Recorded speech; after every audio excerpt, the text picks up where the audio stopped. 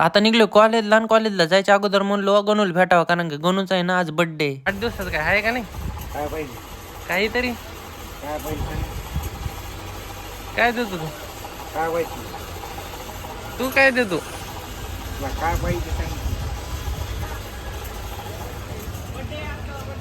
हा ना तेच म्हणाला ना बर्थडे आहे त्याचा काय पाहिजे तू काय देतो सांग ना बरं जाऊ दे आल्यावर घेता येईल कॉलेज माझं हिरो टाकलं ना नाही यार पटते मला बस येईन आता जातो कॉलेजला आलं बघतो तुला कशी घ्या मी आता 2:30 नाही तर 4 वाजता जास्त ना 4 काय मध्ये अरे नाही रे समजा सोडलं ना तर मग येता येते 2:30 ना एखाद्या वेळेस 3ला सोडलं मग 4:15 भेटे ती दुसरं ऑप्शनच नाही ना काय एकटी चिली होती देत असले त्याला काय काय बस आज येईन पण उशिरा येईल उशिरा कसं काय एवढंच काल फेल होती बस कार्यकर्ते मोठे मोठे कार्यकर्ते आले काय काल फेल होती बस होय बात आला ना पप्पा नंतर न बस येऊस तर म्हणलं पोरासोबत गप्पा मारत बसावं मग काय बसलो गप्पा मारीत आणि तितक्यांना थोड्या वेळानं बस आली पण आपल्याला गावातली एक गाडी न न्यायची होती शेलूला आणि शेलूला नेऊन ना एका जणाकडे द्यायची होती त्याच्यामुळे बसलो गाडीवर आणि गेलो शेलूला आता गाडी ज्या माणसाची होती त्या माणसाला नेऊन दिली आणि पोहोचलो कॉलेजला कॉलेज पाशी गेलतोच की तितक्यात भेटला आपला मित्र यज्ञेश कस काय ना झालं तुला भेटायचं म्हणून हा चालतंय चल ना मध्ये चल मध्ये पुन्हा आलो काय ते बा म्हणजे ना रे आता रक्षाबंधन चालू झालं ना त्याच्यासाठी तुम्ही कसे दिमाग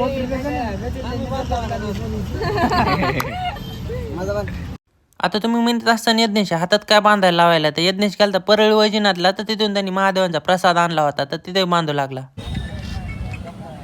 ओळख ना कोण आहे ओळख ना लवकर ओळख गणेश मित्राला विसरला वाटतं अर्जुन ओळखलं हा मित्राला नाही विसरला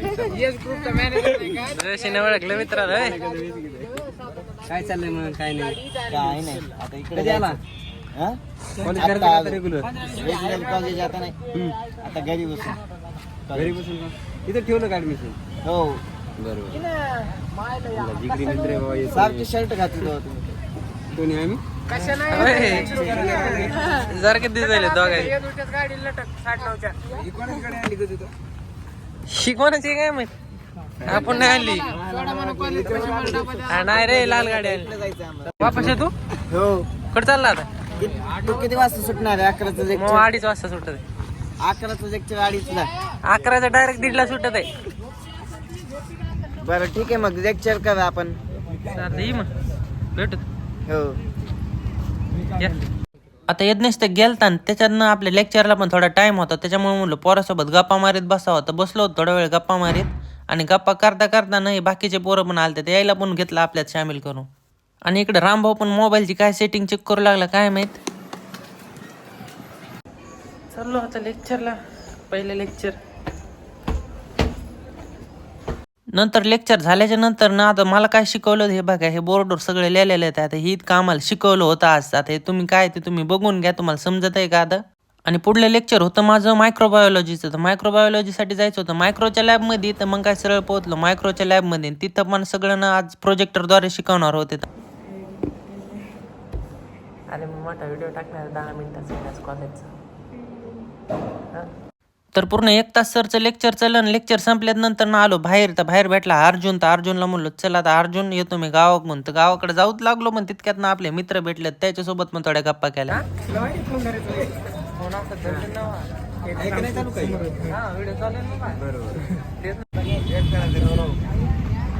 कुठला कुठला आहे सांग अंगलगाव लेट लांब जाय जसं की तुम्ही पण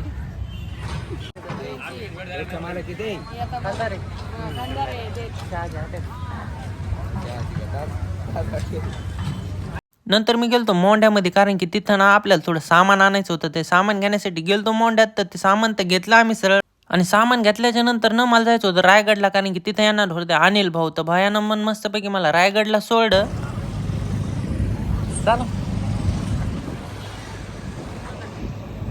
आता तुम्ही म्हणत असताना अनिल भाऊ सोबत कुठं चाललो तर मी चाललो मंठ्याला, कारण की तिथून ना आपल्याला एक CPU आणायचा होता. त्यासाठी आम्ही दोघं निघलो होतो मंठ्याला. पण देवगाव फाट्यापाशी गेलं की तितक्यात आम्हाला लागली भूक. तर म्हणलो आता चला जेवण करून घ्यावं. आता मग जेवण करण्यासाठी जवळच हॉटेल होती, तर पोहोचलो हॉटेलमध्ये गेले की म्हणलो काय खावा. तर तिथं मस्तपैकी पुरी भाजी होती, तर मस्तपैकी फुल पोट पुरी भाजी घेतली आणि पुन्हा निघलो मंठ्याला गेल्याच्या नंतर ध्यानात आलं आज आहे शुक्रवार, आणि शुक्रवारी असतो मंठ्याचा बाजार. तर अनिल भाऊ म्हणले चल तुला एकदा मंठ्याचा बाजार दाखवून येतो. तर मग काय आम्ही दोघं पण सरळ पोहोचलो मंठ्याच्या बाजारामध्ये. पण पावसामुळे काय झालं की बाजारामध्ये सगळीकडे चिखल झालता, तर काय जास्त काय तिथं काय दाखवण्यासारखं तर दिसणं गेलं. काय म्हणते आपल्यासारखे काय भाजीपाला तिकडे आहे ना, किराणा आहे.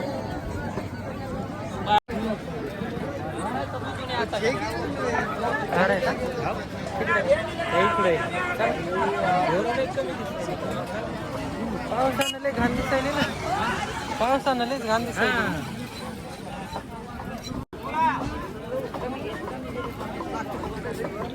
तसं तिथं ना बैलाचा पण बाजार भरला होता. तर अनिल भाऊ म्हणले चल बैलाचा बाजार दाखवतो. तर बैलाचा बाजार पाहण्यासाठी पण आम्ही तिथे गेलतो.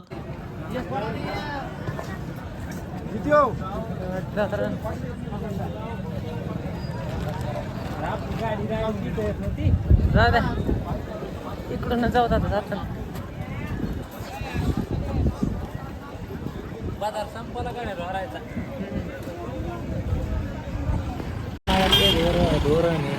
हा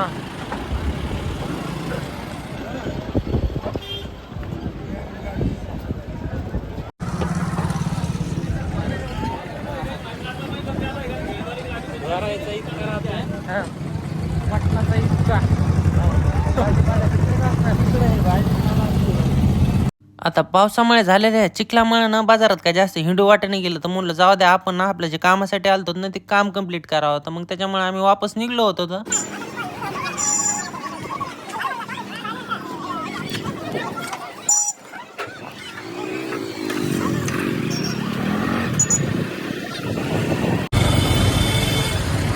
बोलले काय दिसत नाही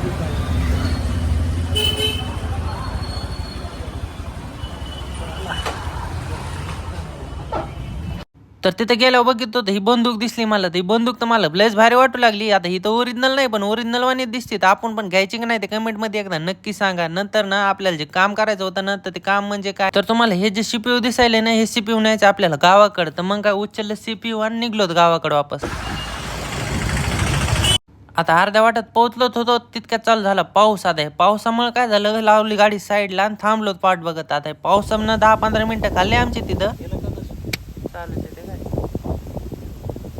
पाऊस कमी झाल्यानंतर डबल चालू केली गाडी, निघलोत. आता निघल्यानंतर ना आम्ही पोहोचलोत मोरेगाव पाशी जाता जितक्या जोरात पाऊस झाला ना, तर म्हणलो आता इथं तर थांबणंच लागते. थांबलोत तिथं आणि जवळपास 1 ते 1.5 तास हा पाऊस चालू राहिला. आणि तितक्यात शाळा पण सुटली होती. ते शाळेतले सगळे विद्यार्थी पण आलेले होते. त्याला ना बसची वाट बघू लागले, कारण की ते ना रोज अपडाऊन करतात. ते अपडाऊन वाल्याचं तर मला लयच अवघड दिसू लागलं, कारण की या पावसामुळे त्यांची इतकी फजिती होत असेल ना, ते तुम्ही आता काय सांगू तुम्हाला.